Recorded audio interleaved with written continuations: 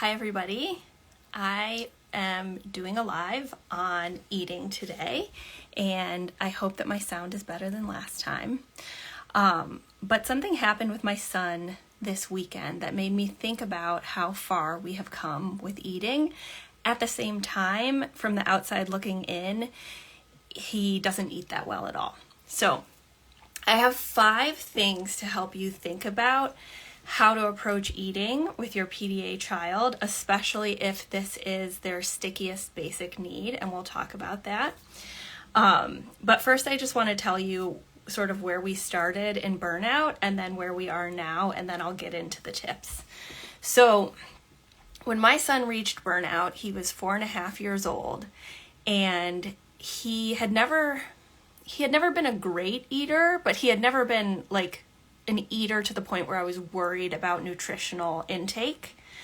He was breastfed for a year. I made all organic foods, all the things. I did baby-led weaning. I read all the books. But increasingly, as his pickiness increased, I got increasingly anxious. And as we know, PDA kids perceive our energy and our intent to make them eat things. But at the same time, I also doubled down on my traditional parenting and behavioral techniques of like, you have to sit at the table until you eat X, Y, and Z. And so this coincided with burnout. And at his lowest point, he was really only eating one thing at a time, not enough of it to sustain caloric intake. And we were concerned about like nutritional health and growth. And this was really also apparent when we moved from Washington, D.C. to Michigan. And at that point, he was only eating Honey Nut Cheerios out of a particular bowl. And I remember him throwing them in my mom's face when they were delivered to him in a bowl that wasn't the one he wanted. So I was obviously incredibly anxious. I didn't know about PDA at the time and just did not understand why he wasn't eating. At the time, we were working through a sensory lens. Flash forward 3.5 years later, and eating is still his stickiest basic need. And what I mean by that is it's the one that it's hardest to get traction on in terms of him eating a broad array of things. Sometimes he struggles a little bit with sleep, but eating is really where the control coalesces when he's having a hard time. Right now, he usually fluctuates between around 5 to 6 preferred foods. And right now those foods are popcorn, Pirate's Booty, Lay's potato chips, Doritos. He does eat granola bars in his backpack, but, and here's where the progress is, and I'm going to talk about how we get here. He has developed an awareness of why we eat food and does not have the same resistance to it or trauma around it. And this weekend, he was talking to me about drinking milk with hot chocolate powder in it. And I brought up the topic of collagen peptides, which I used to like try and mix a bunch of things into his drinks so that he would get protein or vitamins, and he would always sense it.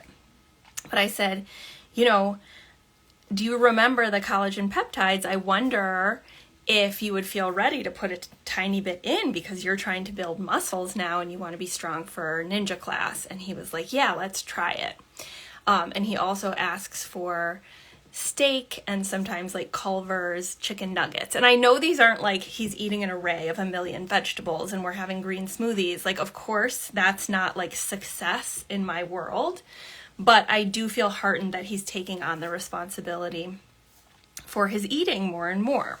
And it's not a point of these like horrific power struggles. So if this sounds like success to you, which if you have a neurotypical kid, you're going to be like, how is that success? He eats potato chips. Like, why are you talking to me? However, I trust that you are the right audience for this. But how I want to help you get to a place where you're more at peace and not constantly anxious about your child's consumption of food is to talk about 5 things. And this is going to be unique to your child.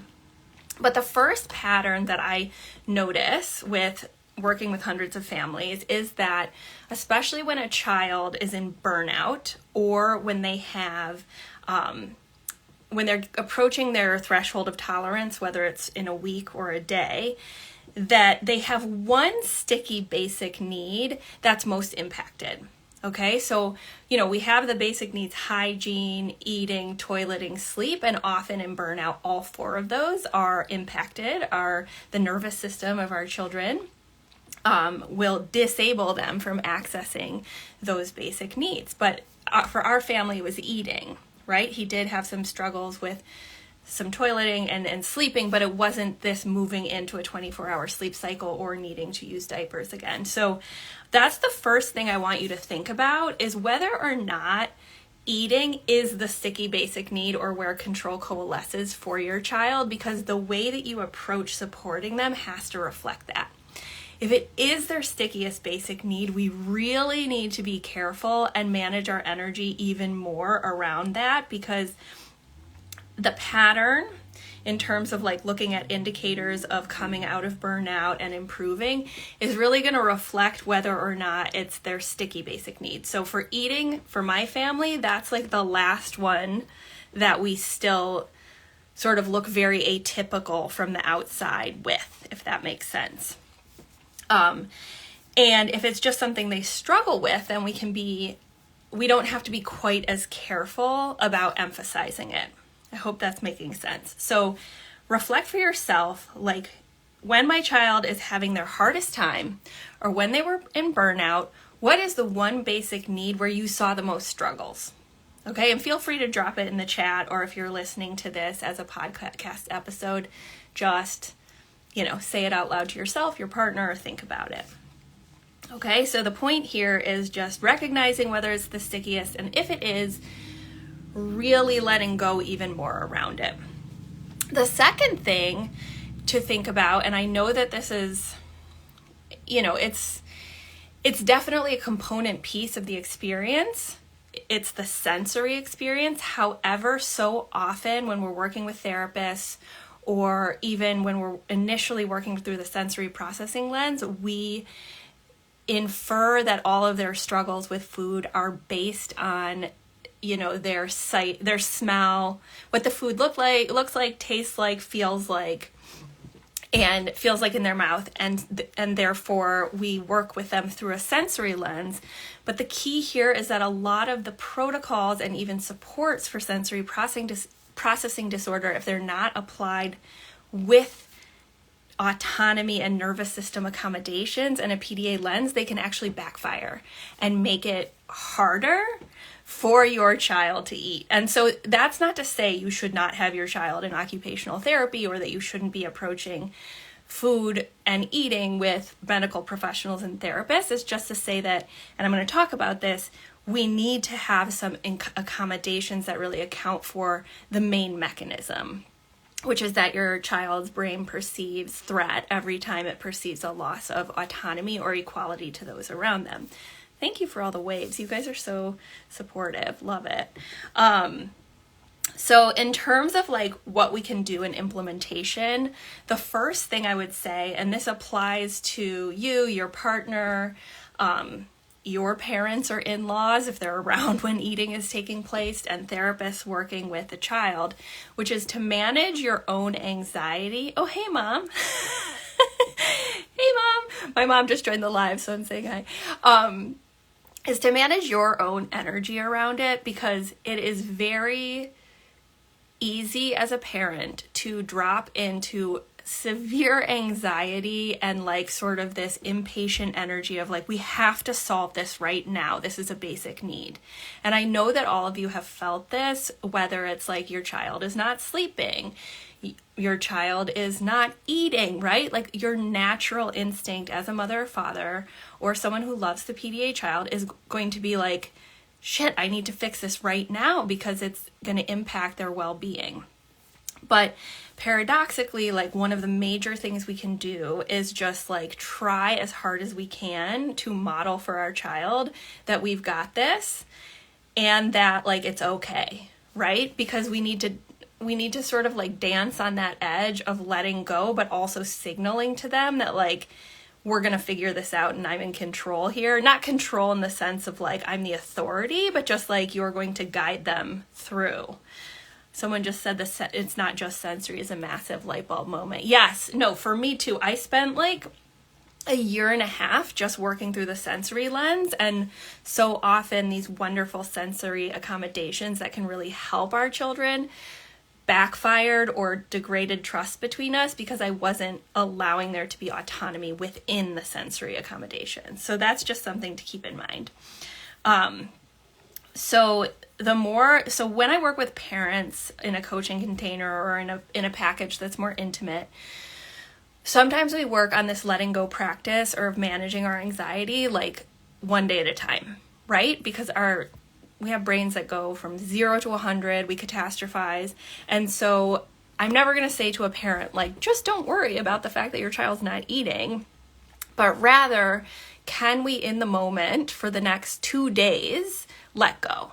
Can we just not worry about it for 2 days, right? And then we like reflect after 2 days, and then we work again to see if we can stay in the moment. Because remember that they sense and perceive the way that you feel about it.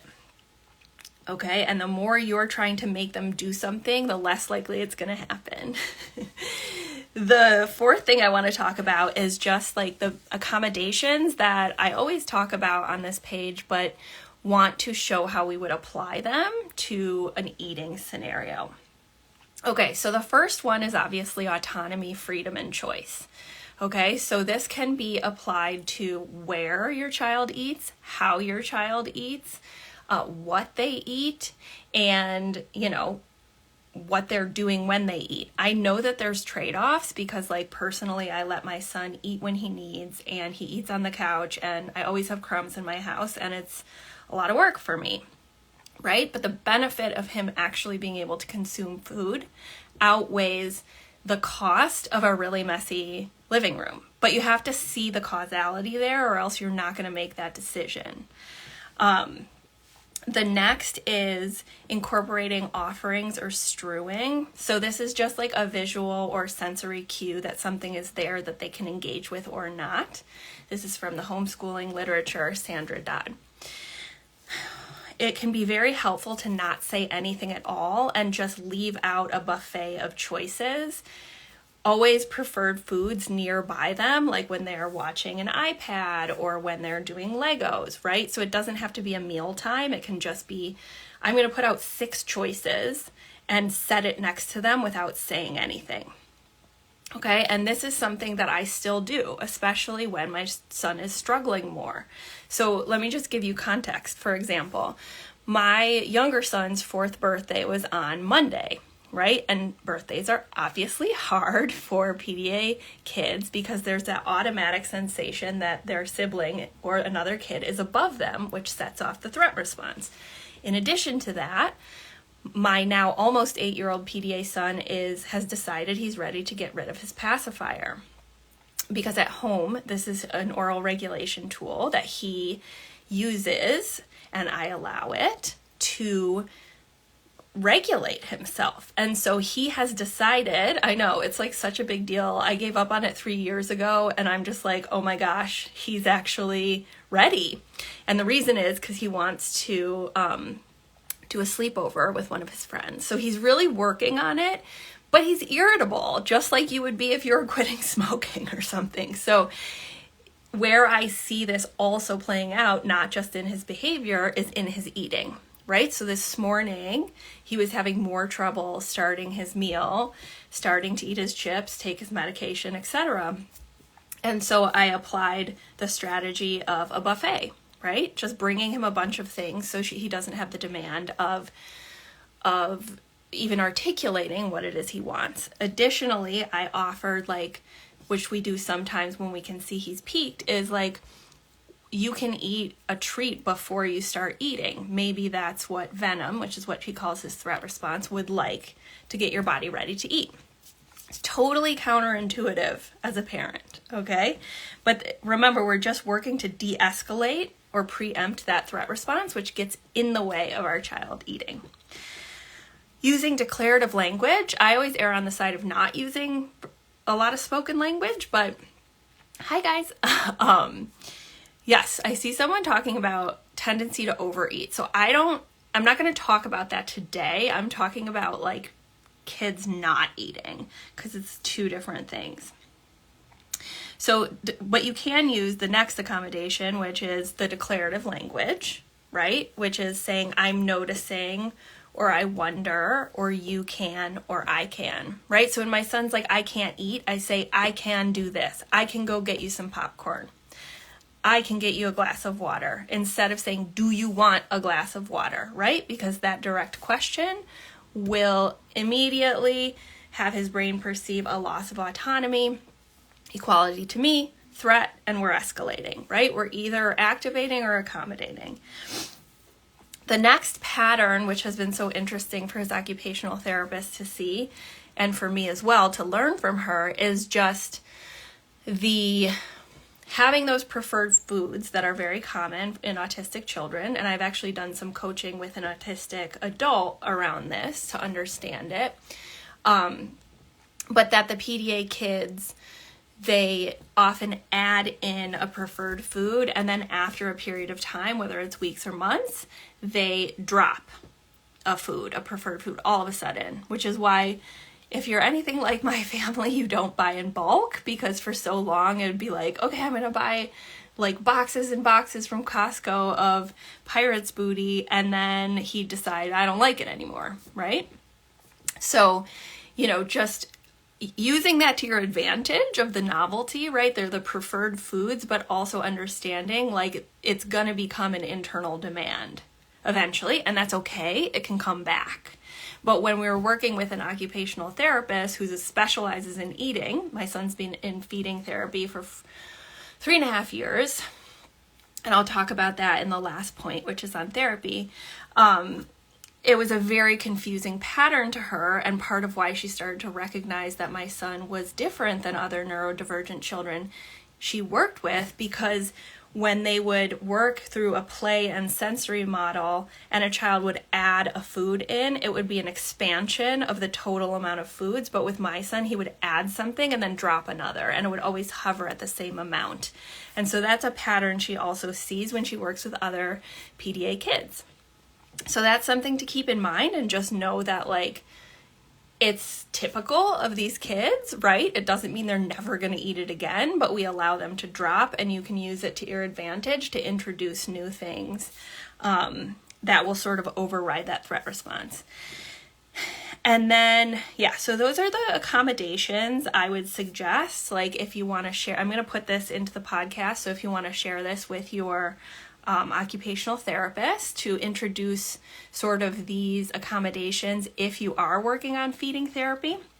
And the final point is therapy, right? So there's two main types of therapy that I'm aware of for eating, two variations. One is like the more behavioral approach, and the other is the more play-based exposure approach. We work with the SOS protocol, which has 32 steps towards eating.